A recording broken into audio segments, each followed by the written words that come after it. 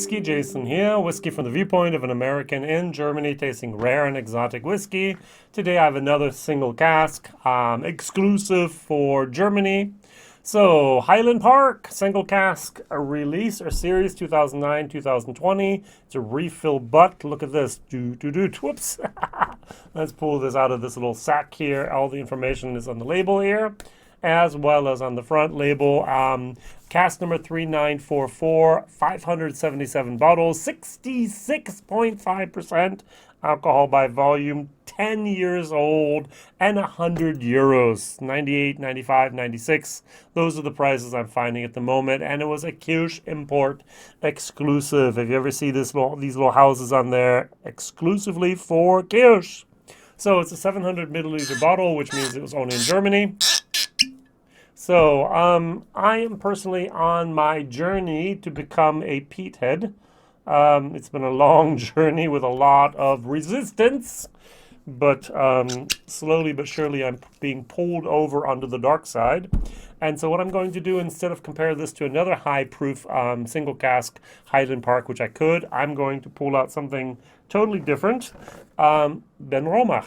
Why Benromach? Why? Because it's a peated. It's 2009. It was bottled 2020. This is only 57.2. This is 66.5. And it has a totally different style of peat, smoke, and experience. So what am I trying to do here? I'm trying to identify the typical Highland Park aromas and the typical Benromach aromas. I'm going to move over and go, I know Taliska.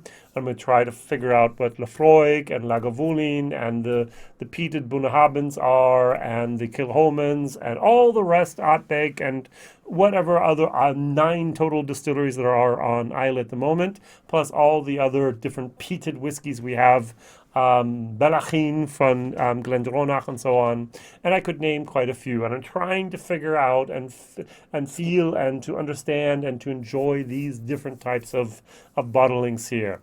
So I had a little bit left over from my German video, so I'm just going to keep that in my glass. I poured this fresh anew here, 66.5%, and what I can do is enjoy this. There is no burn, which is really interesting. First of all, I do not know what cask entry proof they had here. I'm going to guess around 73%. We lose between 1 and 0.5 per year to the angel share.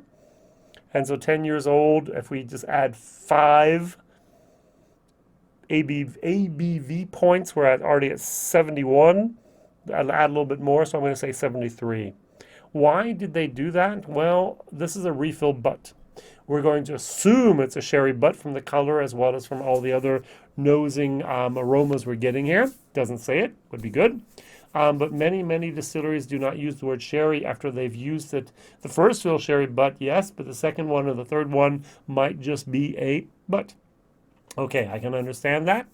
And the second thing that it might be is that when you put it in at 62, then you put it in maybe at 64, and then you put it in at 68, and then you put it in at 72. You need to go up and up and up and up with your alcohol strength to get more and more out of that wood that's there. Now, I do not know if it's a second fill, third fill, maybe even a fourth fill. Who knows? I don't know. But I do know that it's very, very sweet. I did get a little bit of almost a strawberry, maybe more of a raspberry, and a sweet maltiness. And of course I get that nice little peat moment here.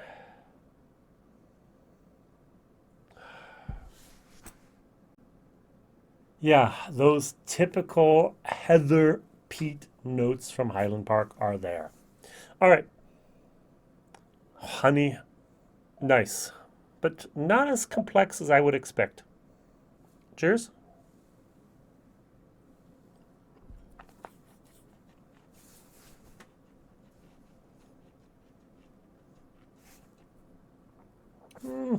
There is a little bit of alcohol that pushes.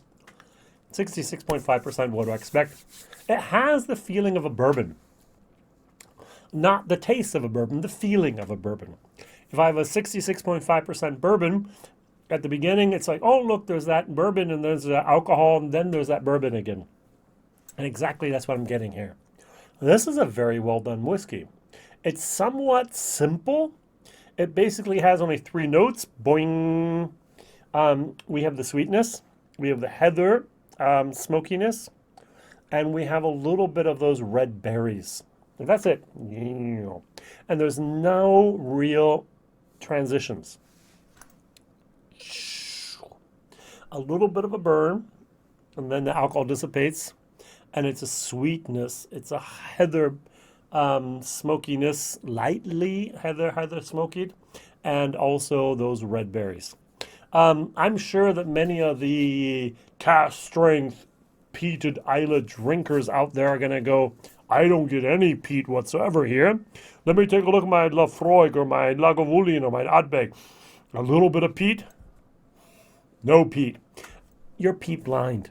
There are many, many, many, many people in the whiskey community that are basically peat blind. You give it to someone who has never had a peated whiskey before and say, smell this. What do you get there? One of the first things you're going to go, there's some smoky peatness in here. Ooh, because it's there. But you do accommodate, you do get used to that aroma, and your brain basically filters it out, which is a shame because it has I like the heather peated note of Highland Park. This is a C+. The value for money is a D.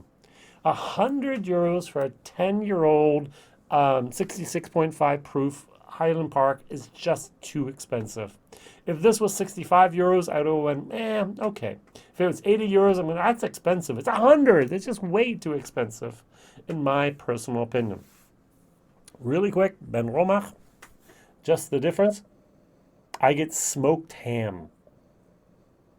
I get a little bit of an inner tube rubber moment. Vulcanization. And I get some nice red fruits and vanilla underneath that. Cheers.